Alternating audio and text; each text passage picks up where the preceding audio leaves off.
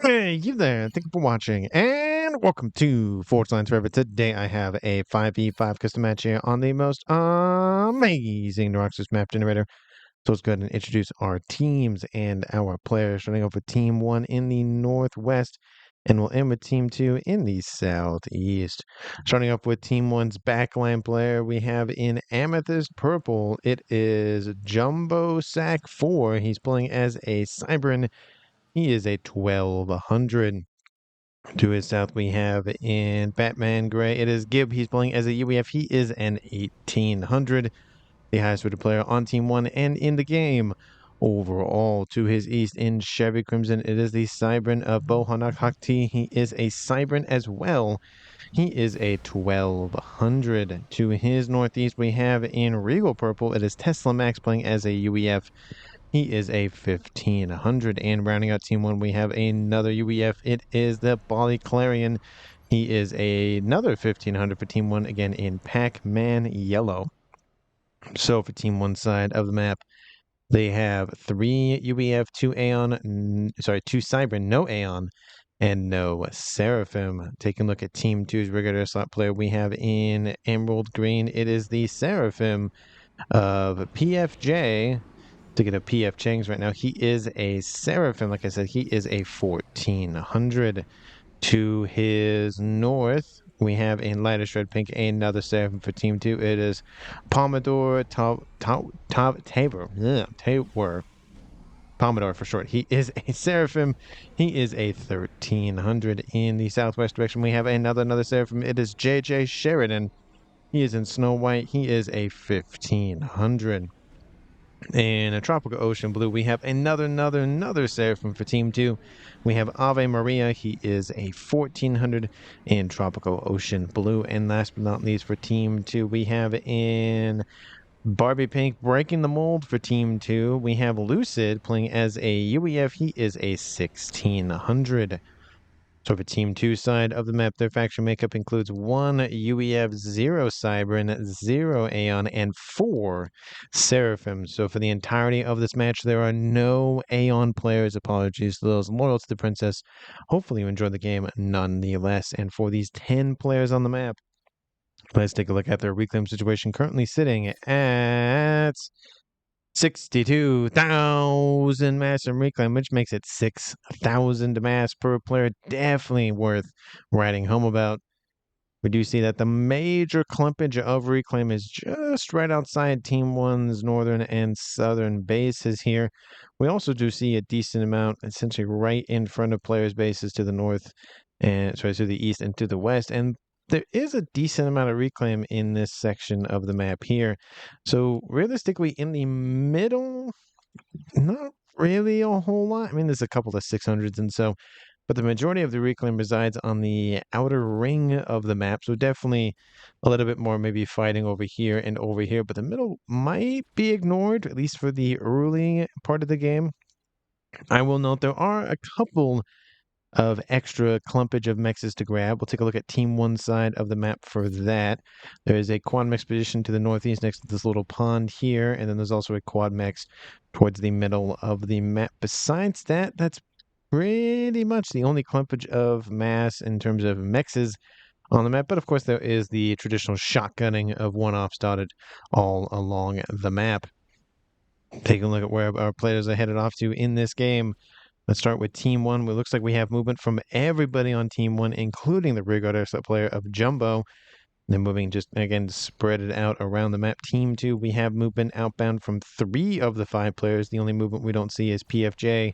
And from Lucid, the only UEF on Team 2. But everybody, again, going roughly spread out to the middle of the map.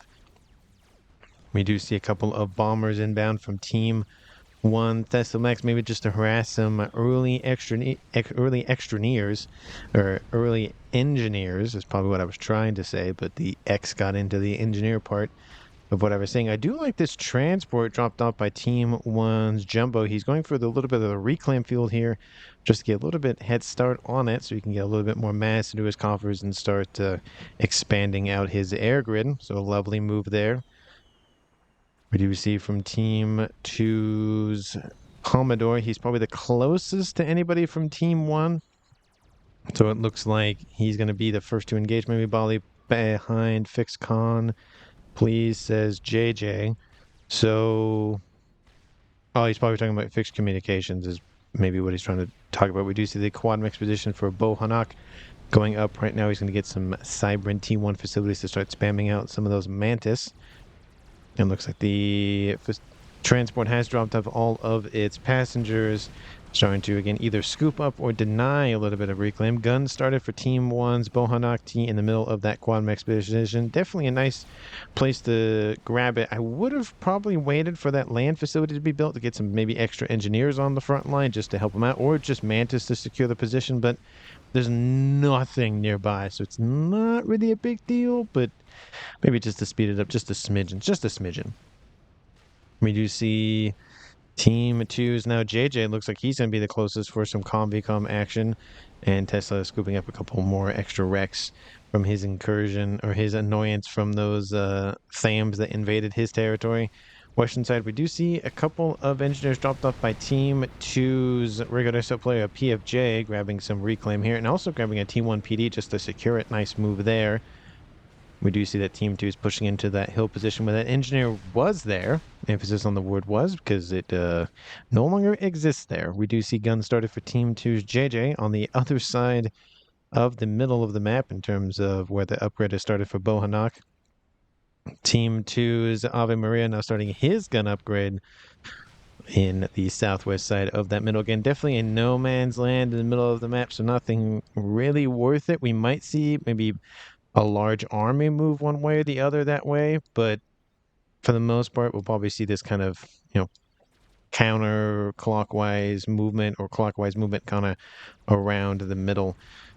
Northeast side, we see some units actually peeling off to go assist the front line of Pomodoro. We do see that Bali Clarions hanging out over there next to some reclaim there. And on the east, we have a couple of annoying little Team 1 strikers invading some secret facilities on the eastern side for Pomodoro.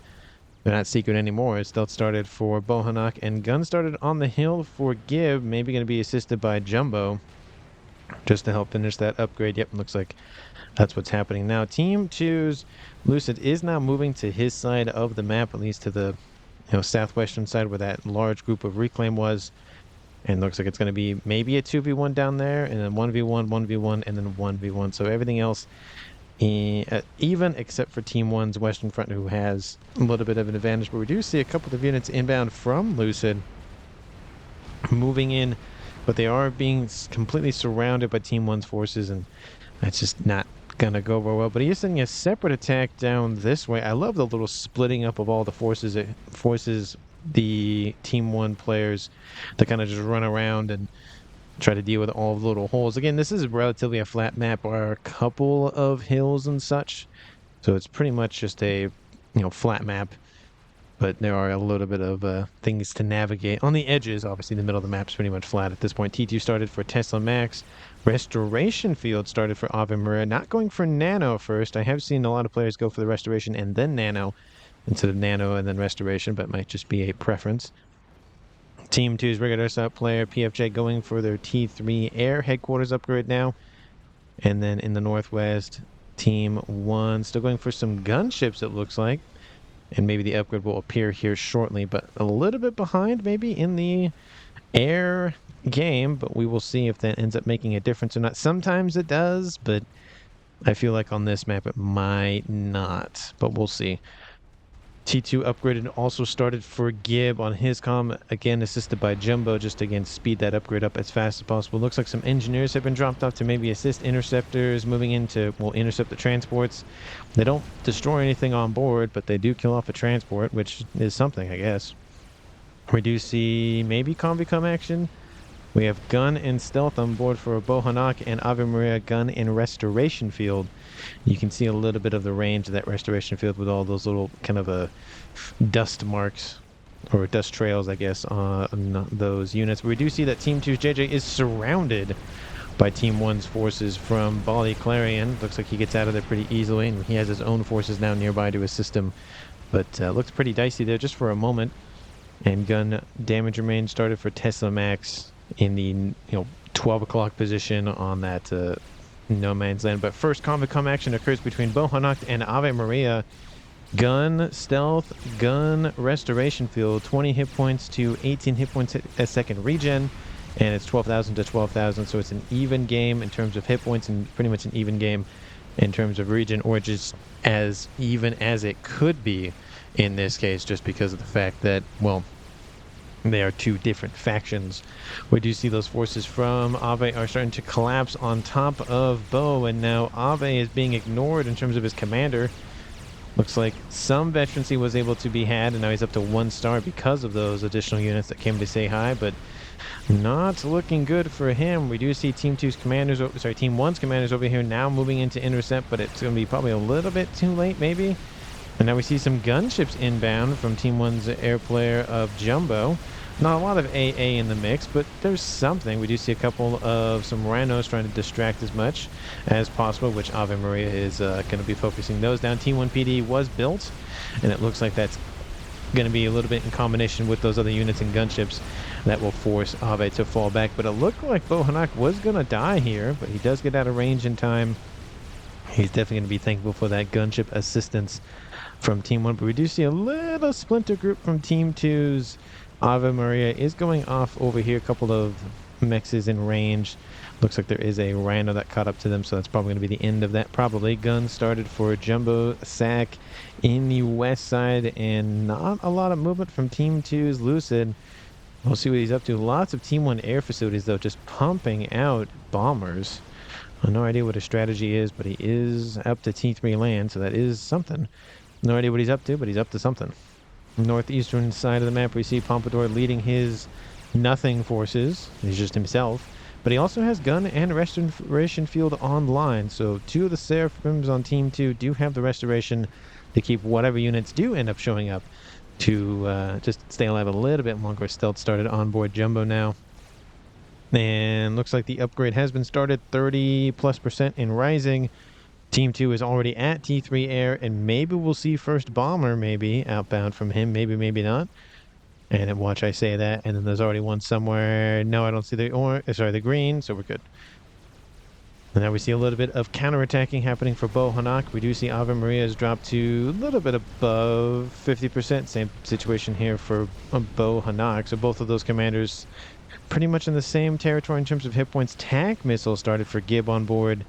So maybe a little bit of Billy Nuke action in his future, maybe. But no Combicom action yet as it could. We do see some units did make it into somewhat the back line from Team 2's JJ. Pushed in. They won't kill off that Team 1 mechs T2 mechs in time before the gunships get them. But they did a little bit of damage. So, you know, that's somewhat you can only ask of your units as you attempt to make the kill. You would hope that they make the kill, but you can always just hope that they actually attempt to make so. Anyway, nano repair started here for Jumbo, just to keep his comm alive. He's at full HP, so no worries there. But just in case somebody comes to say hi, he wants to be prepared. Missile outbound from the north. Looks like it's going to strike a max. Looks like it's going to be that one right there, and it will land. Is that from the comm? Yes, it is from the comm from Tesla Max. He has gun, missile, and T2 on board. JJ is nearby from Team 2, only has gun on board, and almost up to his first star veterancy. And missile looks like it went for the same target. There was nothing there, so a little bit of a waste. Could have been coordinated maybe a smidgen better, but hey, it's dead, and they know it's dead because they just destroyed the crap out of it, even if it did exist. But bombers over the top of Gibbs' position from Team 2, and they keep dropping payloads.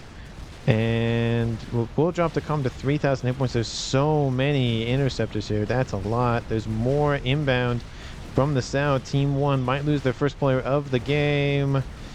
Oh, he's trying to bob and weave. He's down to 700. Oh, he's trying to get underneath shield coverage. Okay, definitely doesn't want to reclaim right here. That's not going to help. And I think, oh, he's going to be fine. Ooh, that was really, really close. Team 2 went for a snipe. They almost got him, it looks like, but that's definitely going to encourage him to maybe go for nano now. If it wasn't for that T2 engineering suite on board, he would have died 100%, so he's probably very, very grateful that he built that in time, or at one point. TMD pointed out by Ave Maria, talking about the use of TMD for the defense against those missiles from Team 1. We do see a couple over here to the east, but there's nothing really over here. But we do see more of them being built, though, by Team 2's Lucid, so he's responding to those. He's stacking up another set of bombers, I guess, so I guess that's what was up with those Team 1 air facilities. We do see a nice little Percy over here, and now Jumbo is being shot at by some forces from Team 2, and more strikers are inbound, and one Percy is down. The comm of Gib got out of there. That's definitely a smart move there because he would have been killed off immediately, I suppose. And we do see another Percy inbound. And it looks like maybe Jumbo's going to be the recipient of a little bit of damage from Team 2's Lucid. And that western front's being chopped up to bits as we speak. We do see the bombers are inbound. There is some AA from T2 flak, it looked like. And, ooh, yeah, that air cleaner really cleaning up the skies for Team 1. But another group of bombers is inbound. That AA, oh no, they're going for it. They're going for Gib. Gib, get out of there. He's going to bob and weave. And I don't think it's going to be enough. And there he goes. First kill of the game goes to Team 2's Lucid with the bomber strikes from those T1 bombers. Who thought just not a thousand T1 bombers, but a lot of bombers would make a difference at killing off a comm at 16 minutes. So there you go. First kill of the game. Base goes to Bali Clear, and initially probably will be handed over eventually to Bohanak just to reduce unnecessary loss in APM. But we'll see how long it takes him to transfer over. If he does, obviously doesn't have to, but it just makes sense that he's on that side of the map, and it'd be easier to give it to him. But with that, again, it is 4v5 in favor for Team 2. And Nano Repair started for JJ under his little shield emplacement.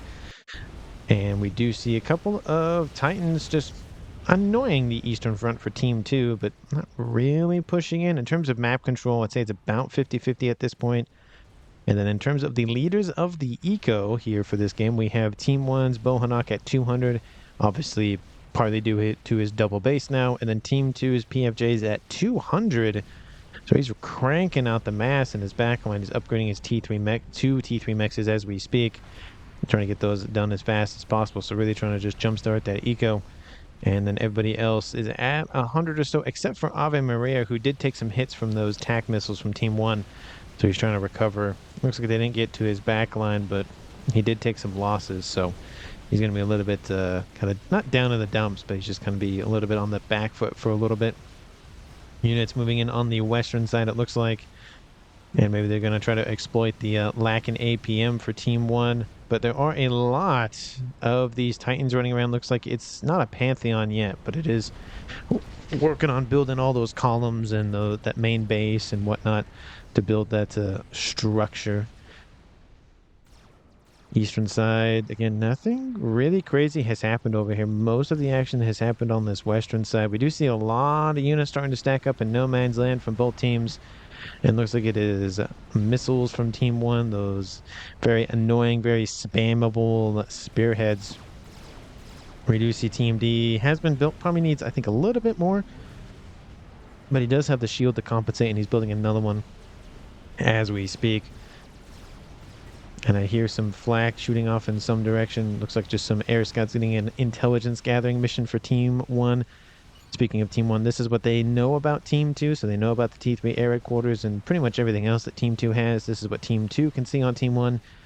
They know about the T3 air headquarters, and that's pretty much about it of the main importance. Again, it is almost 20 minutes, so there should be at least one T3 air headquarters on the map by this point, at least you would hope. Unless something awry happened, like some bombing that just completely wiped out a player. That has happened before. It's fun to watch. It isn't fun to experience. We do see T3 Air also online for the Bali Clarion, which is interesting. He has it. We'll see if he uses it, but if he needs it, he already has it. So there's that. T3 land here for Team 1's Bo. Probably going to pump out a lot of bricks, and of course Percy's here shortly. And Nano Repair started for him in his little shield emplacement with some PD next to him, just in case somebody says hi. And probably going to build more AA because of Team 2's, not perplexity, for their proponents for Team 1 bombers. We do see a couple of bricks Titans, inbound from Tesla Max, going after the more weaker and less fire-rady Ilshis. Not a Pantheon, but it's about half a structure.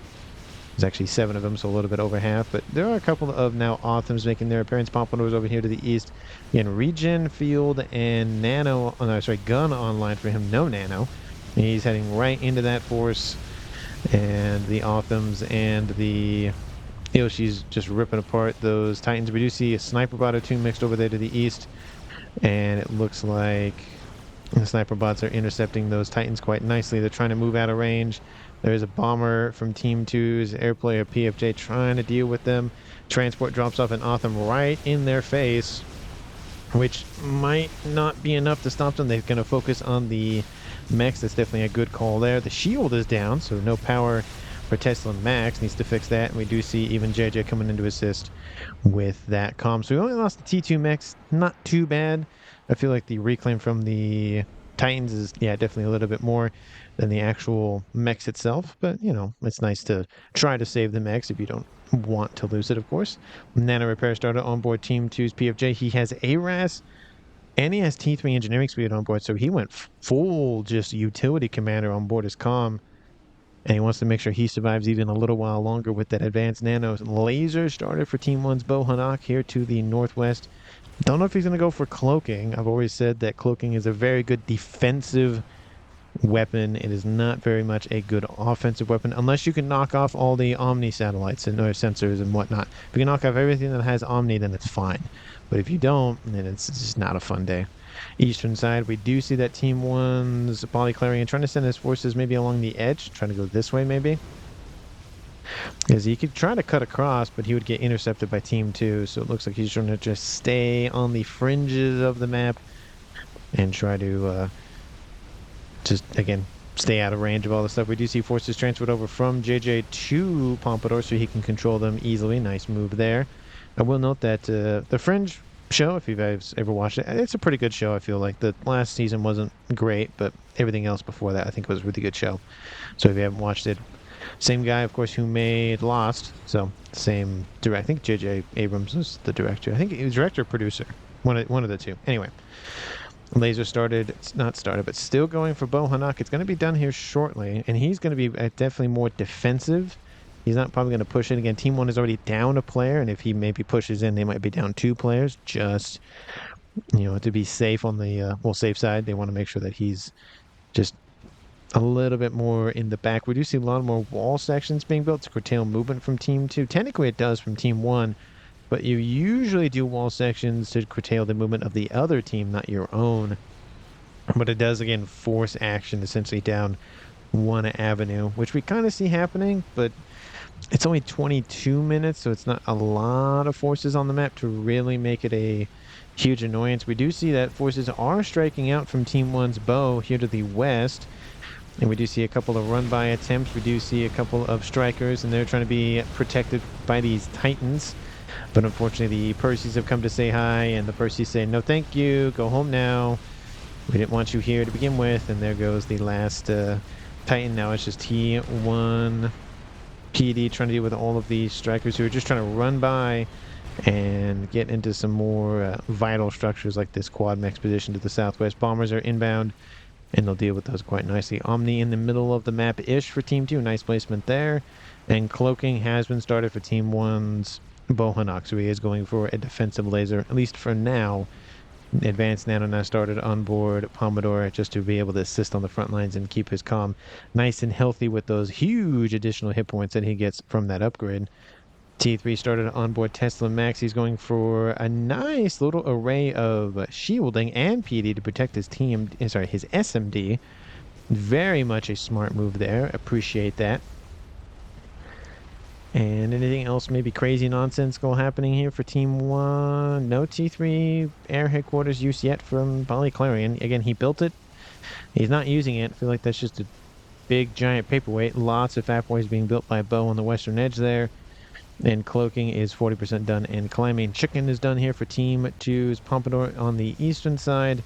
And more air grid, says Team 2. And I thought that was a shield. I do like that he is planning a couple of shield emplacements already, just to protect as many mexes and, of course, other stuff as possible. I love that he's already planning that. Such a good move. Because, again, a random laser from the sky could come say hi, or just a couple of random shots from artillery could wipe out a ton of mass. So he's just trying to alleviate any sort of early annoyances before they end up showing up. And if they do show up, then it buys them time to be able to try to deal with it as soon as possible. Is that a T3 mobile artillery shot? What was that from?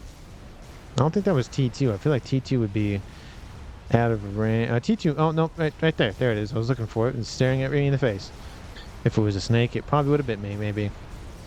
We have formation movement here from Team 1. Tesla Max, love to see it. Keeps the unit shielded. There are some sniper bots that are now fleeing in the sight of the combined forces of both Bali and Tesla. And it doesn't look like they're going to maybe make it home at this point. Otham's maybe trying to hold them off, but it's not going well.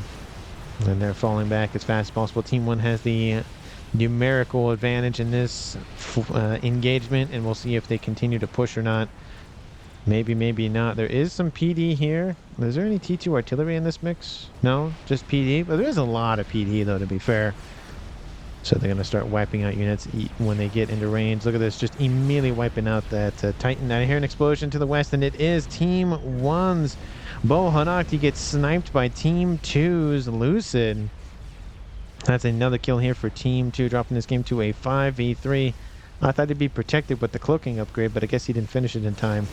That's a little unfortunate. Otham's moving in to secure and protect those PD emplacements. The PD really trying to rip apart all of those Percy's. All of those units transferred over to Tesla Max while they're engaging. They probably could have waited a little while longer. The remaining forces from Team 2 have been dealt with. Now it's just the emplacements.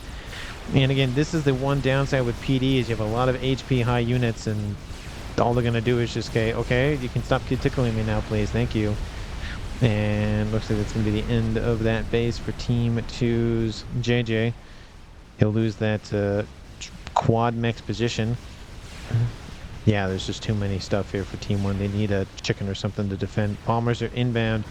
The same bombers that probably sniped the combat. And it takes a lot of Team 1 bombers to snipe a commander, especially at that stage with nano and all of that. So maybe it could have been assisted by a strap bomber or something.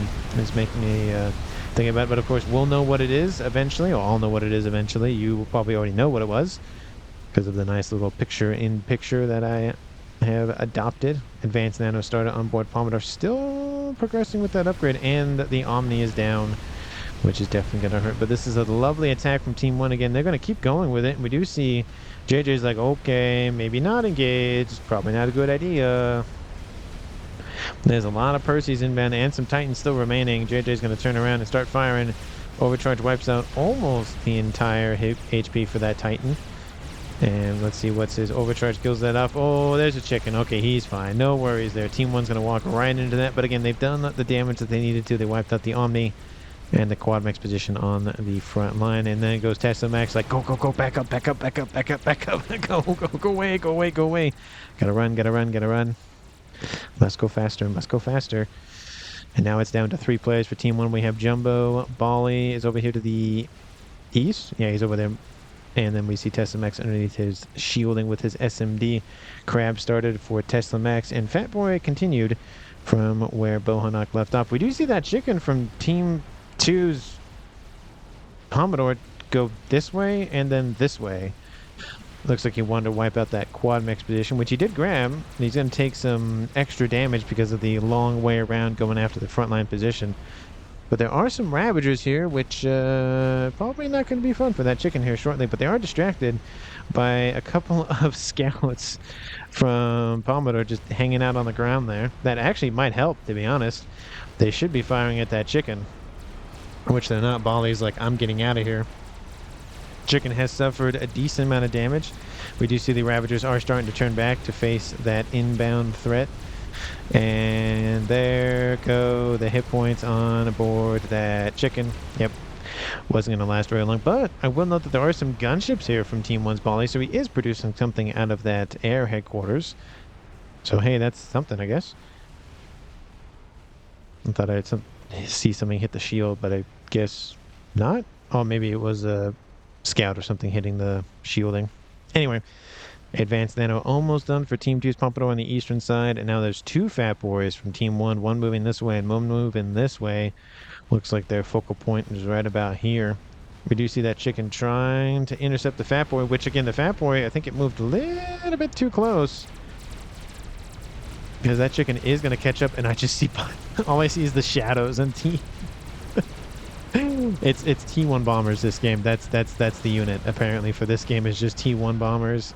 Hey, it's cheap, they're easy to make, and you can produce a lot of them, especially if you have just a bunch of T3 air headquarters and just other facilities. Gunships also mixed in because why not? And that Fat Boy is down. That of the Fat Boy obviously not in range. Oh, the chicken coming into range of the Fat Boy from Team 1. Shots are opening up on the units nearby.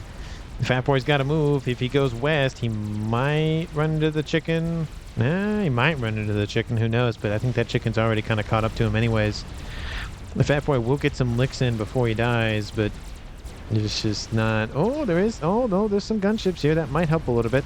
The flak on board those things, those chickens are just not great, but the chickens are now in range, or the chicken, I should say, is now in range. Ravagers are ripping those hit points apart very quickly, so there is that.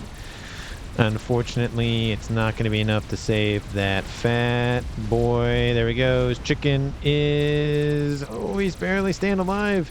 Turns north just for a smidgen of time to get maybe close enough to that base to do some damage to the ion stream. You got to keep walking, got to keep walking, got to keep walking. That'll do a little bit of damage, I think, but I don't think it'll get the headquarters, though. There's a lot of Ravager fire there. And now we see Team 2's player PFJ's in the water. We see that Lucid's going to join him. He's like, that's a good idea. I'm going to hide my comm now. Especially since he's killed off two players from Team 1. He's kind of a maybe a high priority target. Maybe we have ASF over here from Team 1 and Team 2's ASF over here at their base. Another Fat Boy on the western side immediately transferred over to Bali. Oh, because it was transferred over to Bali when he died, from Bohanok died, and then had to be transferred probably back over is probably what has to happen. But a couple of the Ravagers died from the Ion Storm, so it did some damage. It killed off the other facilities, but those Othams are just going to get ravaged, pun intended, by the Ravagers from Team 1 over there, and probably more PD going to be... Yeah, they're building a Fat Boy now. They're probably going to invest some more into PD technology. We do see rapid restoration field started here for Pompadour, trying to make sure his units nearby, his engineers, are staying alive as long as possible. Staying alive, staying alive. We do see another air facility here for Team 2's Lucid. I guess it's just to produce Team 1 bombers. It was just so many Team 1 bombers. And those Percy's escorting that Fat Boy somewhere. They're going somewhere with that thing. Team 2, what are you up to in your base? Team D. Ooh, we have a nuke started here for Team 2's. PFJ's almost done with that. And 31 minutes on the clock. Team 1 down to 3 players. Team 2 is at full strength at 5. In terms of eco, Team 2 has the advantage 1.8 to 1.9 to 1.4. So I'd say about 400 mass in Team 1's favor. Closing in on 5, but we'll say 4 just to make the math a little bit easier. And we've had lots of dead wrecks around the map, mainly on the eastern front, it looks like, in terms of experimentals. In terms of reclaim, 120,000 on the map. Again, most of it is residing roughly within range of that Ravager battery to the northeast. But let me know down in the comments who you think is going to currently win this game. Of course, if you haven't, because why not at this point, hit the like button and subscribe to the channel. And as always, thank you so much for watching. I really, really, really do appreciate it. We'll take a look at this nice little crab walking in the desert, shooting at a couple of sniper bots from Team 2. Ooh, just one tapping all of them if they can actually hit. But ooh, that's an unfortunate loss of sniper bots, because there's a lot of them in that mix. And I don't think they were ready for a megalith of that size to move in and say hi. We do see 2 chickens now assaulting the frontline base for Team 1. Test the Max, a little bit of revenge for that fire base that he lost. He's rebuilding it as we speak. And chicken is taking a lot of fire from those Percys. There's a couple of Ravagers being built now. One being split off there, one being split off there. And they're being dealt with immediately. That chicken will probably die, which means you might as well just send it into the base and call it a day. Or maybe try to back it up, but 5,000 hit points remaining. Looks like he's going to try to back it up. That's probably the better call. Try to get that mass closer to home and scoop it up. Maybe. And we do see the most of the PD have been eliminated. Now it's just running over of the base. We do see ASFs flying over top. They do have a little bit of an open channel to go straight maybe for this SMD to the north. And again, that would help PFJ, especially with him going for Nuke. I think that's the only... No, there's one here. There isn't one here. There's one there. And then there's one there. I think there's another one over here. There is another one over there. So it's like the only SMD not built is in Bohanok's original base that, you know, is now under the control of Tesla. We do see Tesla Max Crab continuing to push, and Team 2 does have a chicken for defense as well as a second one being built. If this one can delay long enough, that second one will be built in time, but it probably should engage sooner rather than later. Looks like it's maybe falling back to try to just, you know, pull its attention a little bit closer to home. Fat Boy on the western side, Monkey Lord on the western side as well. Looks like those two chickens are doing exactly what I thought that they would do, and they're moving in for that SMD position.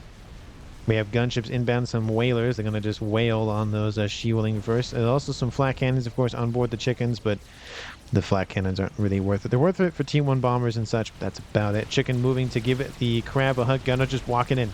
Walking in. But the crab has taken a decent amount of damage from those sniper bots that it was facing, so it might just die to that. We do see the lightning tanks getting in on the action because they can target ground units. Of course, you know, the damage isn't super great, but it's something.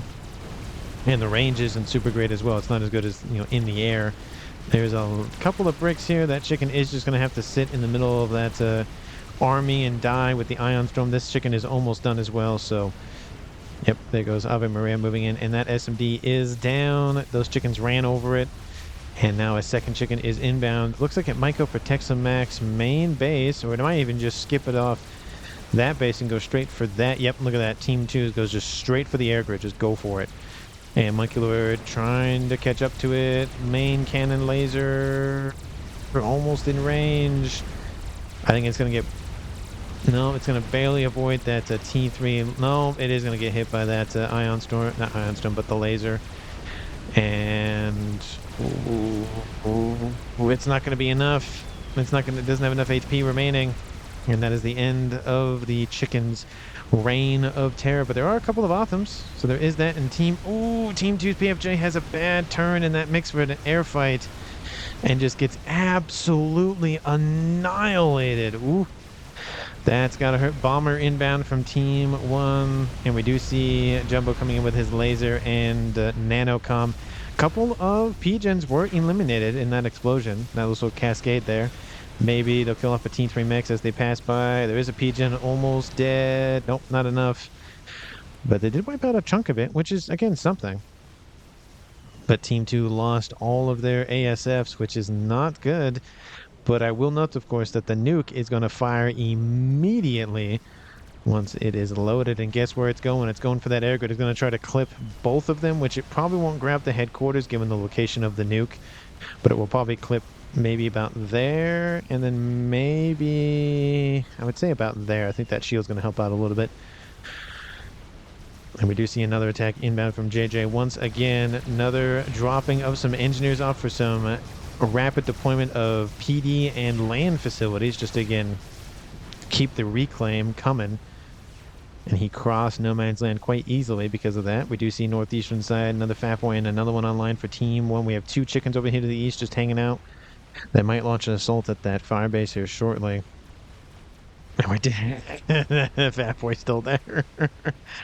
That's funny. Of course, reclaim efforts to go for those two chickens are happening immediately, but there is an SMD that was just newly made, and it's not being assisted, so it's going to take a minute to load, which should be more than enough time for that nuke to fire and then land on Team 1 side of the map. Which it should fire right about now. Hey, there it is. And of course, as the announcer says, strategic launch detected. There it is. It's a tiny YOLO missile. They took the YOLO, like they took the strategic missile, and they just scaled it very big, and that's the YOLO missile. at least the model for it. And there it goes, sailing across the map. Monkey Lord goes after the PD, wipes out the PD, but there's still a lot of reclaim there from those Othams. Transport drops off another payload of engineers. It's definitely hot dropping them for sure. Here comes that nuke. Unless there's a prize SMD somewhere, it's not going to be fun. Looks like an Otham got a kill on a ASF, which is never fun. Okay, let's see if this is going to be enough. GG says Jumbo. I mean, we'll see how much it spreads out. We do see a bug being built by him, but it's a lot of... ooh, yeah, almost hits the T3 area quarters, but boom, yep. Right about there, and yeah, right about there. Wow. I thought nukes were banned for being lame. Obviously, that's a joke, because no, they weren't banned, because no, they're not lame. I think they're entertaining. That's me, of course. We have some Othams chasing that fat boy. Maybe they want that ice cream sandwich today. And Others, they'll do some damage to the shielding, but not a lot to kill it, of course. And second nuke will probably be assisted. No, they're not going to assist for the second nuke. They're going to go straight for artillery, so changing the game up and keep their opponents guessing. Love that change in strategy there. He still has the nuke there, of course, and it's going to passively load, but he's going to assist the artillery and maybe wipe out the remaining air grid. But Team 1, again, they have to be careful. They have a lesser air grid than Team 2 does now, especially with the second one now. Oh! If it's going to be there for long. Lucid being hit by an artillery piece from Team 1's Duke over here to the west. Why they're not building a shielding there, I have no idea, but they are building a fat boy. It has shielding, not the same thing though. Not the same thing. We have 1, 2, 3 fat boys to the northeast starting to plow the road of anything moving into range. And those two chickens are like, yeah, we're not going to go say hi, so we're just going to stay over here. Team 2's coalescing their air forces right here. We do see a chicken kind of vulnerable. You see some whalers moving in to intercept it. I think it's going to do some damage. It might get home, it might not. There are some lightning tanks here from Team 2. Again, the flak, definitely not worth writing home about. And there's a lot of ASFs trying to just shield those gunships. But again, those gunships can be just targeted straight by those lightning tanks. So it's not a big deal. We also see some flak mixed in. And another chicken's inbound as well. So it's, I mean, they'll do damage to the first one. That's great. But I don't know what that'll necessarily accomplish. There is a... Oh my goodness. Oh yeah, there's 200 of them almost. He likes his Team 1 tech. So many. He also has Team 3 ASFs because why not? So many interceptors. We have shots inbound from Team 2's artillery. Is it Havatham? Yeah, it's Havatham. It's Hathum class battleship, and then it's Havatham. Very close to one another, which is sometimes annoying to try to remember which one is which. But shielding was built in time, which is good, because that would have been definitely awful if Team 1 lost an artillery piece just because it didn't have any shielding. But now it's just going to be artillery wars, I feel like, for the most part. Shielding being built to cover the remaining chunk of the air grid. Just a nice slash through the middle of it. T3 air raid quarters is fine, and the SMD is fine. So at least you kept those. We do see ASFs engaging, and Team 2 wipes the floor with those ASFs, essentially, of course, assisted by the numerous amount of Team 1 cannon fodder. It's so many help please with air, says Pomodore. Talking about the chickens over here to the northeast. And there's some strats over there as well. I don't know if Team 2's Lucid is paying attention, but those gunships are just being ripped apart. There are a couple of interceptors inbound. Okay, he sees them now. Okay, he's moving in now. And... oh, no, maybe not. We do see some ASFs from PFJ moving into assist, but those chickens are going to be heavily damaged before they reach the base. He's tried this strategy once, and it didn't really work, so I'm surprised he's doing it a second time. We do see one fat boy is dead. 4 remain. Those chickens trying to just dodge some of those shots, but I don't know. One chicken did die, and that lightning tank just completely missed its target. And ooh, some friendly fire there. Not fun. Strap bomber trying to dodge, but again, it's a big target, and those strap bombs do have a nice little AoE on them. Team 2 really wants that. Once that firebase did, a second fat boy is down. So at least at a bare minimum, some of that longer range firepower has been dealt with, and still targeting the chicken, not targeting the lightning tanks. I feel like that would have been a better idea first. There's a lot of bombers just being killed off because of those lightning tanks. ASFs moving in from Team 1 to do something. They kill off a couple of ASFs sitting on the ground, I guess, but that's about it. And the artillery still raining in from Team 1, and the artillery still raining in from Team 2. Second artillery has been started already in the yellow, which means it's over 25%. And a nuke being heavily assisted as well. He got some hover drones from some UEF tech from Team 2. Nice sharing of tech from Lucid. And looks like the air grid is the target. Some of it did get clipped, it looks like. Nothing too bad, though, but some damage. It is super cascadable. It is essentially just a block. But we do see a couple of shielding inside of the block, so, you know, kind of cuts off a little cascade. Satellite online for Team 1's Test and Max, so UEF doing UEF things, because we love to see UEF doing UEF things. We have an artillery piece maybe thought about here for Team 1's Test and Max, and we do see a shield trying to keep that SMD online. Looks like Team 2 is not going after the artillery piece because it's just not worth the attempt, because essentially you get into this weird, you know, you keep shooting at them because they keep shooting at you thing, and it's just they don't go anywhere, so all these other stuff that are built around the map just kind of get ignored. But what in the world is that? 2 Stingers being stacked up by Lucid, I guess, and have no idea what they're being going to be used for, but I think once they have air control, they might... Ooh... that's not good. Shielding being built. Chunk of the air grid is gone. Nuke is inbound. Let's see if it's inbound in time. There is an SM... No, there isn't an... Oh, no. There's no SMD there. Oh, there it is right there. It's down. Ooh, that's not gonna... There's that fat boy. That's still there. It's still there. And those 2 chickens, not enough to breach the walls of that just numerous Ravager base that's been slowly built up. We do see another chicken over there to the northeast. And that's, yeah, that artillery piece is not going to have a fun day. Here it goes. And that fat boy actually might die to that nuke as well. No. That's the only thing that survives. That's a lot of dead mass, though, for Team 1. We do see the nuke is over almost 150,000 mass. So 2 nukes, 75,000 mass per nuke. Definitely worth the price paid for admission for that thing. We do see Team 2's air grid not looking too hot, though, so that's not great. And we have... Oh, what? Oh, that's not great. Team 1 lost the secondary air grid. The main air grid is being a little bit rebuilt, but I just don't think it's going well for Team 1 at this point. We have a second artillery almost done. Is done. Apologies. Looks like they're launching a land assault over here, but Fat Boy is down, and the second one is still there, but maybe those Stingers will come say hi. Oh no, those Stingers are going on a mission. They have a mission. They're after something. I don't know what, but they're after something. And that chicken's just getting beat up.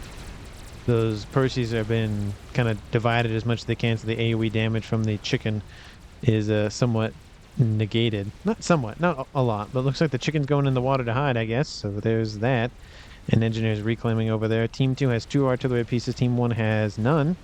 And now we see Bali Clarion being hit. His T3 land headquarters is down. No, he has one over there. Never mind, he has a second. See, that's why you have a backup one, ladies and gentlemen. That's why you have a backup. Because apparently the one on the front line is the one that's actually the true one. The one in the base was the backup. 1 satellite. Artillery piece still being built. I don't know if it's going to be built in time, though. All the mechs is being transferred over to Jumbo. But again, if you don't transfer over the mass storage, it does not give the adjacency bonus. It has to be by the same player. So that kind of doesn't really do anything, unfortunately. You know, the Tesla Max keeps the mass storage, but doesn't give over the bonus to the mechs. And that position is being bombarded as we speak. Yep, and Jumbo knows it, so he's moving out of range. Man, that's not looking good for Team 1. And eastern side, again, they're trying to chase that chicken down, but he's going in and out of the water at this point. And yeah, Team 1's artillery game probably not going to be long for this world. Mex takes a hit but doesn't die. Still, that Duke is somehow not dead, which is kind of surprising, but it now takes a hit as I say something. Apologies for the caster curse there. Second shot is inbound and kills off all the engineers. Yep. Well, the Duke's still there. That's something. I don't think it's be there for long. 45 minutes on the clock. All the little interceptors. Oh no. No, no, no. They all died. Where did those gunships go? Where did they go? They must have got wiped out somewhere. Oh, there's one over here. So it looks like, yeah, that looks like they all got wiped out. That's unfortunate. I kind of want to watch that, but too late. Oh, no, no, no. They're down here, I guess. No, those are T3s. Never mind. Those are T3s. Those are the big boys. And the ASFs don't know what they're doing from Team 1, but they're doing something. There's 1 satellite, 2 satellite, 3 satellite? 3 satellite, yep. They really want that Duke dead, I guess, which still not dead, to be fair. It's technically almost done. You just need to spend a little bit more time on it and you'll get it, but good luck getting anywhere near that artillery bombardment. Because you'll obviously get bombarded by the artillery. Team 2 on the eastern side. Another artillery piece now done. So that's number 3 for Team 2. Number 4 has started for JJ. And I was going to say number 5, maybe. No? Okay, he's not going for artillery. 5 over... Oh, okay, there's number 5. Lucid going for Mavor. That's fun. But I don't think it'll matter at this point. The artillery might just have it at this juncture. At least the T3. Oh, there's the Duke finally destroyed. And... yeah, it's just there's not a whole lot going in Team 1's direction for long-term or long-range aggression. The Nuke is still kicking. It's almost loaded once again. And more shielding being built to protect another artillery installation. Looks like he's trying to spam build that shield just to keep that thing protected. Definitely a smart move there. It was a little bit weaker on that southwestern side, so nice move there. And third artillery piece almost done for PFJ. So we have 3 here, we have 1 here, and then we have 1 done over here. So it's going to be 4. And with 4 artillery pieces, I mean, good luck. You can shield against that. It just takes a lot of stuff. And Team 1 in that position does not have a lot of stuff. So that's not going to be fun. Now you can just see the plasma bombardment just inbound. Once that nuke goes down, it might just get blown up. There's the Novak's shield down. It's like Phoenix up, but shield down, I guess. Looks like the artillery's targeting something else. They didn't kill off the SMD there, but they maybe want to get rid of the annoying satellite. Which, why would they not keep shooting at that? I have no idea, but okay. We have a couple... Oh, do not be shooting at the... Don't shoot at the fat boys. I'd shoot at targets that move. Second satellite, almost done, but I don't think it's going to be done. Ooh, it hits the Novak Center, doesn't kill it, but there's 1, 2, 3 artillery pieces shooting at it, so yep, eventually you're going to hit something with it. Hold that, and there goes the wreck. Nope, well, the wreck takes some damage, but it's not completely gone, but it will be gone here shortly. So the satellite threat is mostly dealt with. The Tesla Max satellite over here still wreaking a little havoc on the air grid. Mavor almost 50% now, because why not? There is a land army slowly pushing in, but again, it's not going to be enough. We have a couple of Perseus over here to the west, and the other Novaks that was being built is not going to finish, I don't think. Engineers killed off. They will probably actually finish off the Novaks. They might even launch the satellite, but maybe. Oh, lots of more engineers dead. Shield pops back online, so hey, that's something. That's not much, though. 49 minutes almost on the clock. Unless Team 1 has a secret game ender somewhere and it's, just waiting to activate or something, I don't think it's going to go well at this point. 35, not 35, but 3v5 game still in favor for Team 2. We have gunships just rushing that FAF boy. Immediately kills that off. And then the broadswords are going to just pick apart the army. Looks like they might just be straight up retreating. And there's actually some Ravagers over here being built to kind of just sandwich them in. But those fat boys are dead. There is a Monkey Lord. Hello, Mr. Monkey Lord. How are you? And another air fight over top of some chickens. We do see the Novax was built, and it has immediately taken a hit. Ooh, engineers are gone. And man, the accuracy of the stuff has not been great. Oh, look, there's that chicken from Team 2. It's over here saying hi. Oh, that's fun. Just don't hit the chicken, Team 2. Don't hit the chicken, because that would be sad. Is that going to be a fourth? Oh my goodness, it's going to be a fourth one. This is not stopping. This man is not stopping building artillery. It's number 4. And then we have, of course, number 5 and then number 6, which is almost done. And then we have, of course, the Mavor, which is over half done. I've said, yeah, to recall says Tesla Max of Team 1. Recall is in order. We have 2. And we have 3. There's the recall vote. And Team 1 ends the game. They saw the end in sight with the just erroneous amount of artillery. And that is the game here, folks. 50 minutes and 15 seconds on the clock. Team 2 wins the game. MVP. Honestly, it's kind of hard because I really liked all of the Team 1 bomber plays from Lucid. I mean, he got the first kill, and then he probably got the second kill on Bohanak, and that really set up Team 2 on this western side to kind of just be left alone. On the eastern side, we saw more of that action start to pick up once those 2 players had been killed off.